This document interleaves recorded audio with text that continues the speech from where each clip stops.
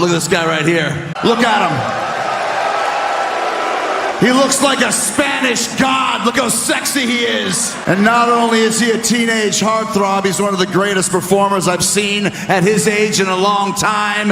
He's athletic, he's acrobatic, he is simply amazing, and he is on my list.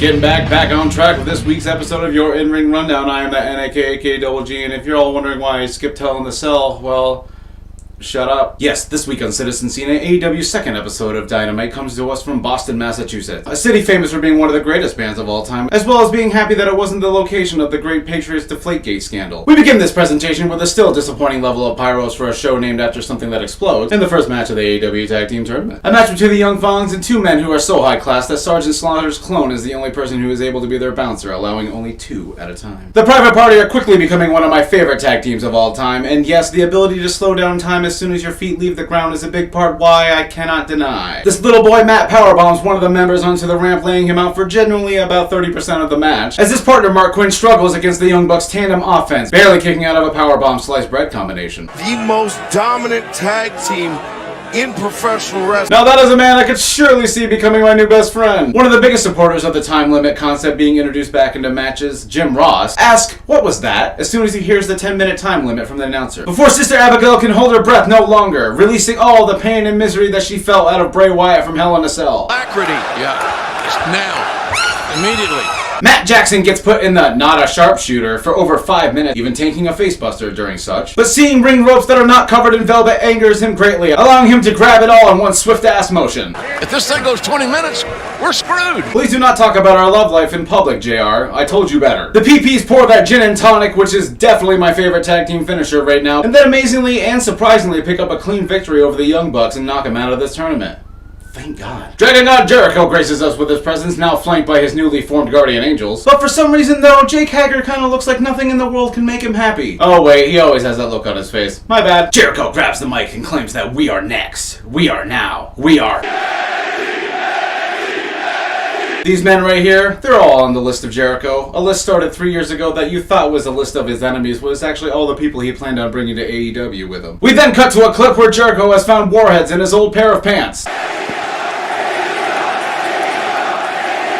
The Inner Circle, the newest faction in AEW, with their leader Dadbod Christopher, Batwoman, Hager, Sinbad, and the small goblin they found. Rob Zombie's cousin has gone through 15 years of painful mummification to be here tonight, and Tony Schiavone shows us that he's completely on top of things. And everyone is gonna feel my pain.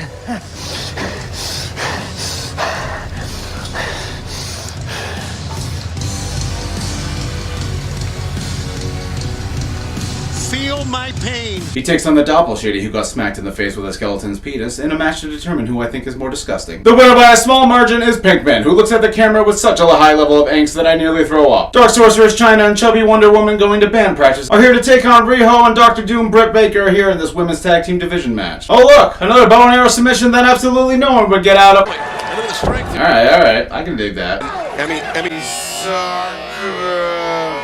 That's top fucking tier, and I'm going to band practice. Britt Baker does a standing RKO because sure, why not, before she unleashes what's probably one of the most devastating and brutal submissions I've ever seen of all time. That's somewhere in between the rings of Saturn and the mandible claw. I think I'll call it the Saturn's claw. After the match, B-grade Presley gets dominated by a young Turk because she decided to push around Britt Baker like a third grader who cut in line at school. Best friends Tristan and Joey are in a field somewhere before they decide to reveal their little cast behind them in the audience. He gives this video a thumbs down on YouTube, so the production budget runs out immediately, causing the lights to go out. Wait, never mind, it's just a long-lost member of the Spears family. Britney's younger brother Sean, who claims to be the chairman of the AEW. Pac is on commentary with a sourpuss so intense that somehow even Jon Moxley's insanely generic, somehow even more generic than WWE's music theme, cannot bring him to utter any words. Is Schroeder a word? Yeah. Oh. Clearly JR is not familiar with AMC's over-the-top and not at all shitty streaming monthly horror service. Speaking of shitty service, Pac is not impressed at all with Jon Moxley's win over Zoe 101's older brother, and allows Omega to clean up this mess, but unfortunately for him, the only weapon he has by his side is his true love, Barbara Broom, who he will never relinquish. It's main event time with the only man on the planet that has more gold running through his veins than Austin Powers, teaming up with a high level of horsepower to take on Jerry Christopher and that.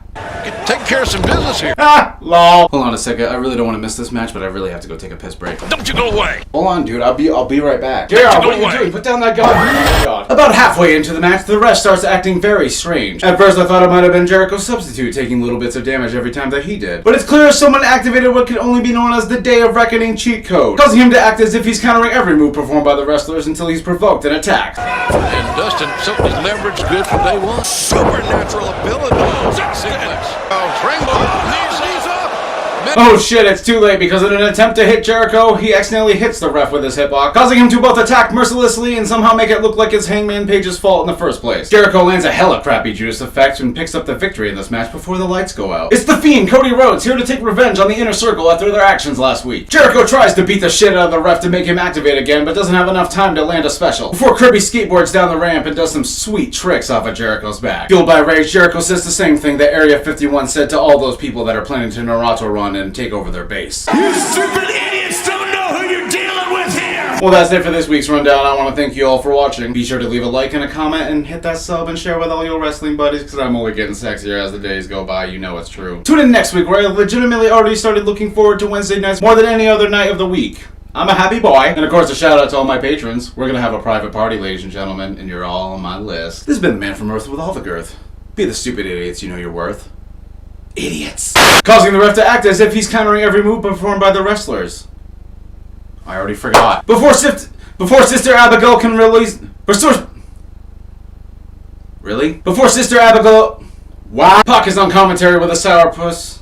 No, what did I say? The same thing Area 51 said to all those people that plan on Naruto running. Wow. The same... I can't talk. I can't fucking talk.